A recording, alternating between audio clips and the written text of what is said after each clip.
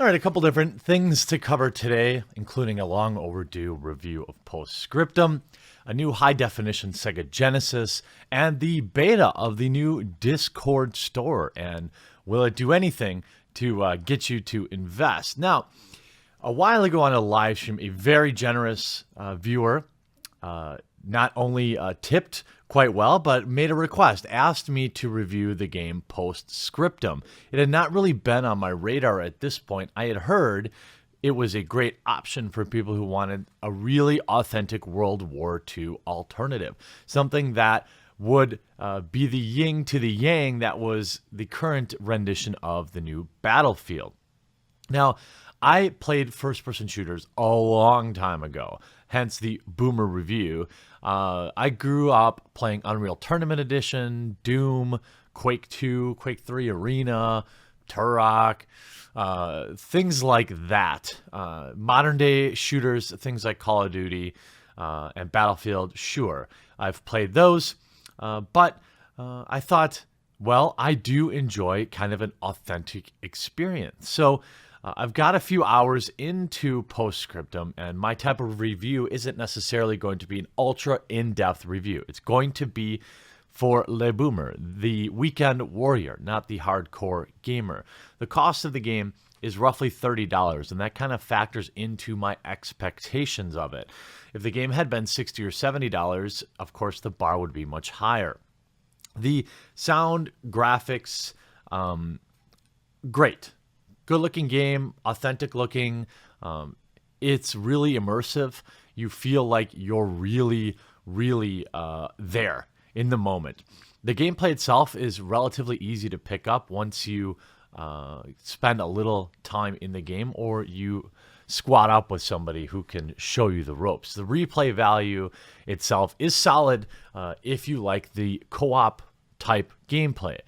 Those are some of the positive.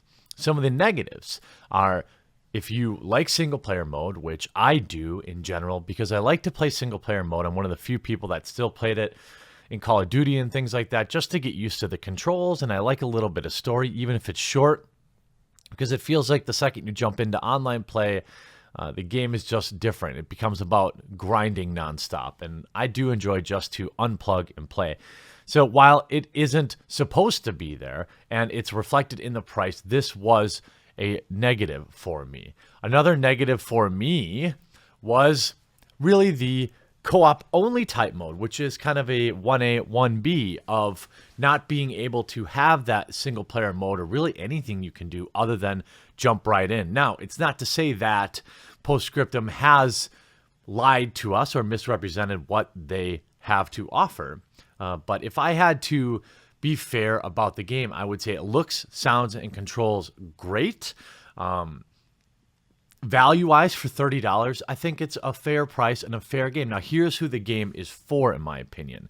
If you are the type of person that likes fast action, run and gun, huge kill ratios and counts and things like that, you will absolutely hate Scriptum. It is extraordinarily slow and grindy, but because of that, you create amazing moments like this one.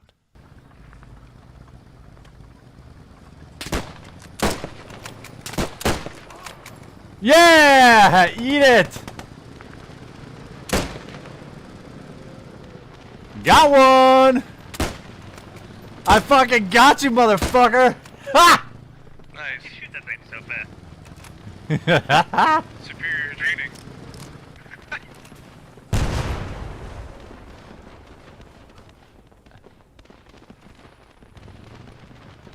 I must look deep into your eyes.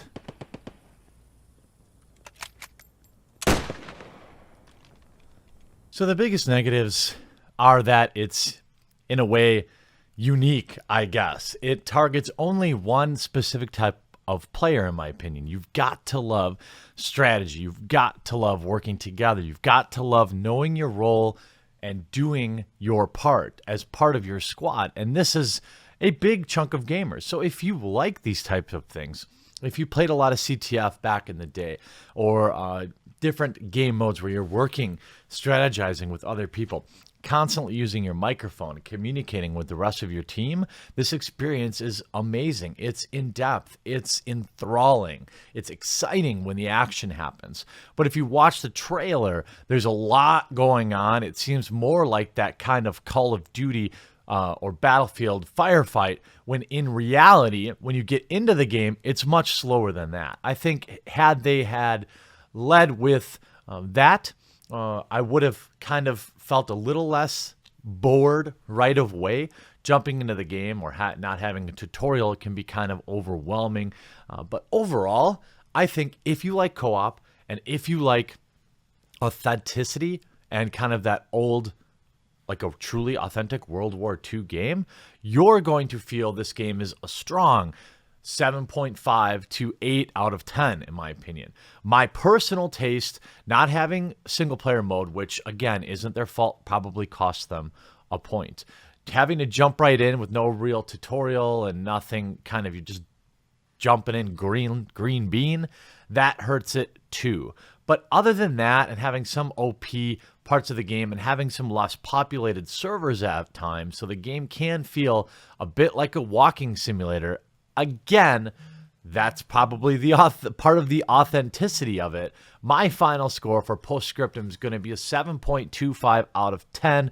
A very solid buy at $30. And if it goes on sale or comes down even more, looks like it's going to be a good buy for people that are looking for that authentic and that teamwork experience.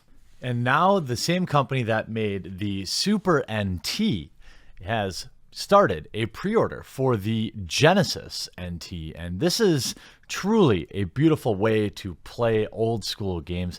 Looks like we've got the Mega SG. A USA model is going to be $189.99, and it ships in April of 2019. This is going to be interesting. You have the Japan, European editions all the way. This is something that kind of went under the radar for me. But the Genesis now has a beautiful full HD version out there. So according to this anonymous website, the Analog is the company, is back with the Mega SG, promising to do for Sega Genesis / Mega Drive what it's already done for Super Nintendo. The Mega SG is powered by the same hardware that makes the Super NT possible and will ask the same price, $190, as soon as it's back up. The site was running slow for me, but it appears to be working up right now. But this simply isn't more of the same. This time around, Analog has a few more tricks.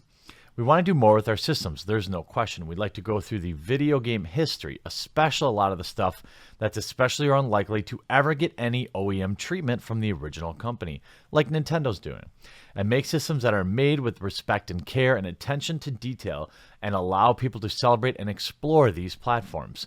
With Sega thus far failing to capitalize on growing consumer interest in retro classic consoles, the less said about AtGame's disappointing Sega Genesis flashback HD attempt, but better. Sega consoles certainly seem like an obvious pick to succeed the Super Nintendo. Most people that follow us closely know that this is going to be the next product. I don't think it's too hard to put the pieces together. We're just following up the Super NT with what we're already doing. It's not even a choice. It's our blank duty to make the ultimate Sega system, especially because there's just nothing available at all when it comes to the Genesis, the Mega Drive, or the Master System. There's more of a void versus something like Nintendo. So they started making the Mega SG to fill that void. So you're going to have unbelievable quality. 1080p, you have HDMI output, 0 lag, 100% library compatibility. This is going to be exciting. What else could you want? I mean, there's all these little ROM systems out there that you can buy, but they just don't have the high-end technology that these people are putting together. Something like this might be on my Christmas list. Certainly the Mega SG is up there. But also, to round out the show, we've got Discord Store now available. It's in beta, includes free games for Nitro users. Now you can launch your games right from Discord. I am a light user of Discord, to be honest. I find it to be an issue since it seems like every conversation people have there are recorded, chopped up, and used for nefarious reasons. But the idea that we've got a new store and it seems like a natural fit here to have a Steam-style store, the beta will be interesting. This was announced back in August and is open to all users and has games from a variety of publishers. According to the company, the store is set to focus on providing users less with an endless set of games to choose from and more with a curated library of selections like Celeste, Frostpunk, Into the Breach, and Dead Cells.